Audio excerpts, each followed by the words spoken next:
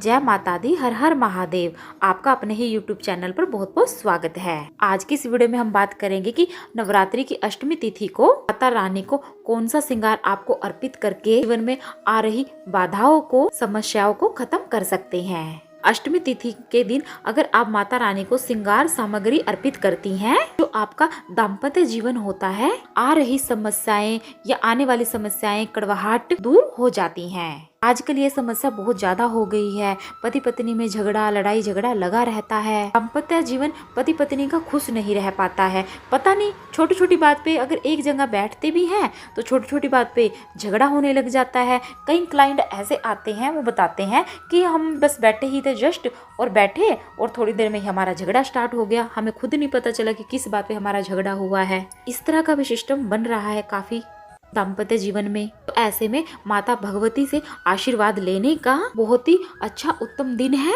अष्टमी तिथि का। आप सोच रहे होंगे कि हमने प्रथम दिन ही माता रानी को श्रृंगार का सामान अर्पित कर दिया था, अब दोबारा क्यों करें? ये आप अपने सामर्थ्य के अनुसार श्रृंगार सामग्री खरीद लीजिए, पर आपको श्रृंगार की सामग्री अष्टमी के दिन जरूर अर्पित करनी है माता रानी को। मैं आगे आपको बताती हूँ कि हम तो अष्टमी की तिथि को माता रानी को श्रृंगार जरूर अर्पित करते हैं। ये हमारी काफी सालों से दिनचर्या चल रही है।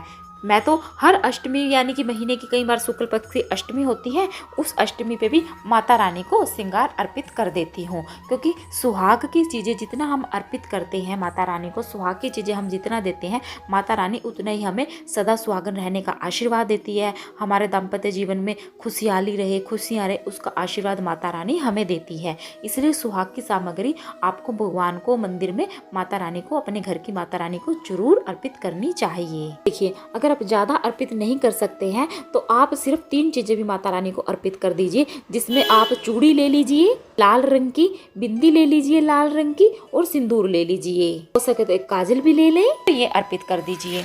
बाकी के अगर आपकी सामर्थ्य अच्छी है तो आप माता रानी को लाल रंग की चूड़ी, सिंदूर, बिंदी, काजल, कंघा, आलता, सीसा, लाल चुनरी, अस्तर के रूप में एक रुमाल ले लीजिए, महावर ले लीजिए, मेहंदी ले लीजिए। काजल आपको माता रानी के लिए जरूर लेना है। आप माता रानी को, सुहागन महिलाएं काजल अर्पित करती हैं, और काजल अर्पित करने के बाद माता रानी को आप दान करें या स्वयं खुद इस्तेमाल करें, तो यह आपके सुहाग में वृद्धि करने वाला होता है। आपके पति बीमार रहते हैं या आपके पति से आपका झगड़ा रहता है, यह चढ़ाने से, यह अर्पित करने से ही माता रानी की आपके ऊपर कृपा बरसती है। देखिए, नीति शास्त्र में लिखा हुआ है, सुहागन महिला काजल माता रानी को अर्पित करती हैं, काजल चढ़ाती हैं, वह विधवा होकर इस धरती से कभी नहीं जाती है। इसलिए आप अष्टमी तिथि पर सारी चीजें माता रानी को अर्पित जरूर करें। अगर मेरी बहनें हैं, छोटी सी मेरी बात समझ लीजिए, छोटी सी बात मेरी सुन लीजिए, मैं दिल से कह रही हूँ।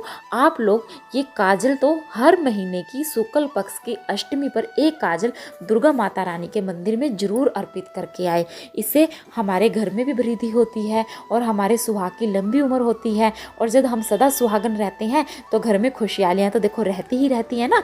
तो आप ये नियम बना लीजिए। ये सामग्री ज्यादा महंगी नहीं आती है और आप इस सामग्री को आराम से माता रानी के मंदिर में अर्पित कर सकते हैं। चुनरी आपने माता रानी को जो अर्पित किया वो तो अच्छी बात है, पर आपको वस्त्र रूप के रूप में एक चुनरी माता रानी को आज के दिन और जरूर अर्पित करनी है। अगर आपके यहाँ पे व्यवस्था है तो आप माता रानी को साड़ी भी अर्पित कर सकती हैं, तो फिर आप इस्तेमाल में अपने ले लें। भगवान शिव जी को प्राप्त करने के लिए गौरा माता ने अपना रूप जो है एकदम सांवला कर लिया था, अपना रूप ही चेंज कर लिया था। कि तपस्या माता रानी की इतनी कठोर हो गई थी, तपस्या की वजह से उनका शरीर एकदम से काला पड़ गया था। शरीर काला पड़ने की वजह से माता रानी का काली का स्वरूप भी आप देखे होंगे, ऐसे ही माता रानी का काले रूप पे माता रानी का स्वरूप हो गया था। उसके बाद माता शिव की कृपा से उन्हें और वर्ण की प्राप्ति हुई, और वरण की प्राप्ति से ही माता रानी गोरा माता कहलाई, यानी कि गौरी मंगला कहलाई। अष्टमी वाले दिन माता पार्वती की पूजा होती है, यानी कि महागौरी की पूजा होती है। माता गौरी को यह चीजें अर्पित करने से सुहाग की लंबी उम्र होती है,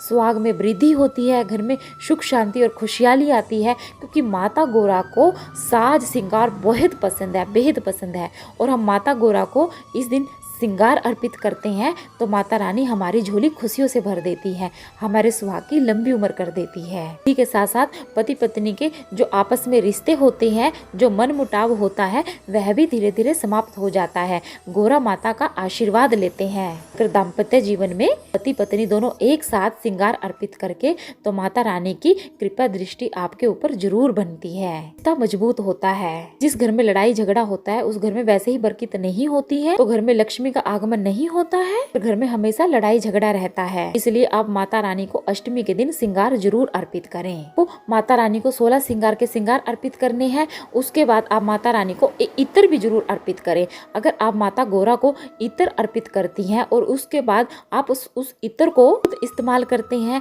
या आप अपने पति को प्रयोग में देती हैं उस इत्र को, इससे संबंध मधुर होते हैं, घर में पॉजिटिविटी आती है, पति पत्नी के रिश्ते के मन मुटाव खत्म हो जाते हैं, आकर्षण बढ़ता है। इत्र आपको जो भी पसंद हो आप वो ले लीजिए, क्योंकि वह इत्र आपको ही लगाना है, तो आप अपनी पसंद का इत्र ले लीजिए। शुद्ध इत्र होना चाहिए, इस बात का आपको ध्यान रखना है। माता रानी को जब भी चूड़ियां अर्पित करें, या तो कांच की चूड़ियां अर्पित करें या लाख की चूड़ियां अर्पित करें, इस बात का भी आपको ध्यान रखना है। आपको चूड़ा अर्पित करना है माता रानी को, तो चूड़ा आप लाख में माता रानी को अर्पित करें, क्योंकि माता रानी को कांच की चीजें बहुत पसंद है, यानी कि कांच की चूड़ियां। और ध्यान रखिए माता रानी को आपको शीशा भी जरूर अर्पित करना है।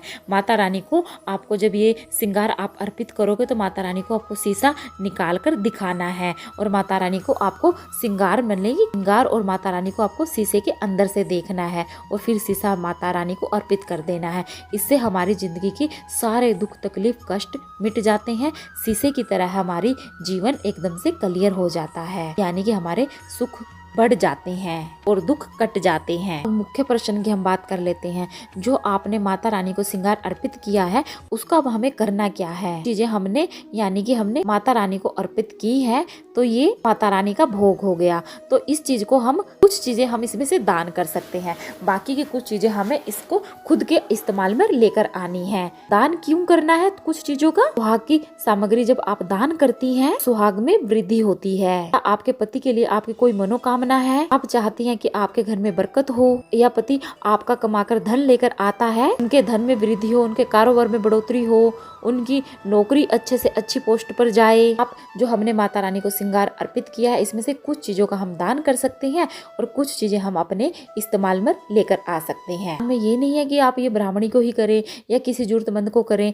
आप ये दान में अपनी ननंद को कर सकती हैं, आपकी जेठानी को कर सकते हैं, अपनी देवरानी को कर सकती हैं, आपकी अपनी फ्रेंड को कर सकती हैं, आप अपनी बहन को भी कर सकती हैं, अपनी सास को कर सकती हैं, आप अपनी माँ को भी कर सकती हैं। आप अपने घर में ही देना चाहते हैं तो आप किसी को भी दे सकते हैं, क्योंकि ये परिसाद हो गया है। हाँ, जब हम तुलसी माता को चूड़ी अर्पित करते हैं वो चूड़ियाँ हमें खुद पहननी चाहिए। जो माता तुलसी को हम अर्पित करते हैं, आगे कार्तिक के वीडियो आने वाले हैं आप लोगों के लिए, तो वो वीडियो भी बस ध्यान रखें, चैनल को सब्सक्राइब कर लीजिए। कार्तिक का एक एक वीडियो इम्पोर्टेंट होगा आप लोगों के लिए, जिसे पूरे कार्तिक के महीने में आप उपाय करके आप अपने घर की दरिद्रता को मिटा सकते हैं। माता रानी को चढ़ाई गई सामग्री कुछ जरूर आपको अपने ऊपर लगानी चाहिए, इस्तेमाल करनी चाहिए। जो हम मंदिर में माता रानी को यानी कि मंदिर में वहाँ पे सार्वजनिक तौर पर अर्पित करके आते हैं, वह सामग्री हमें वहीं पर छोड़कर आ जानी चाहिए। उसका पंडित जी को क्या करना है वो पंडित जी देख लेंगे, बस वो आपको वहीं पर अर्पित करके आनी है। माता रानी का आशीर्वाद होता है और अष्टमी तिथि को ये चीजें माता का साक्षात वरदान होती हैं अपने सुहाग की रक्षा के लिए। तो आप इस उपाय को आप जरूर कीजिए अष्टमी के दिन। अगर आपको वीडियो पसंद आ रहे हैं तो वीडियो को लाइक करें, चैनल को सब्सक्राइब करें और वीडियो को शेयर जरूर करें। कमेंट में जय माता दी करना ना भूलें। इतने हम माता रानी के जयकारे लगाते हैं, माता रानी उतनी हमारी हाजिरी को सुनती है कि हाँ मेरे बच्चे हर जगह मेरे जयकारे लगा रहे हैं। तो कमेंट में जय माता दी जरूर लिखें।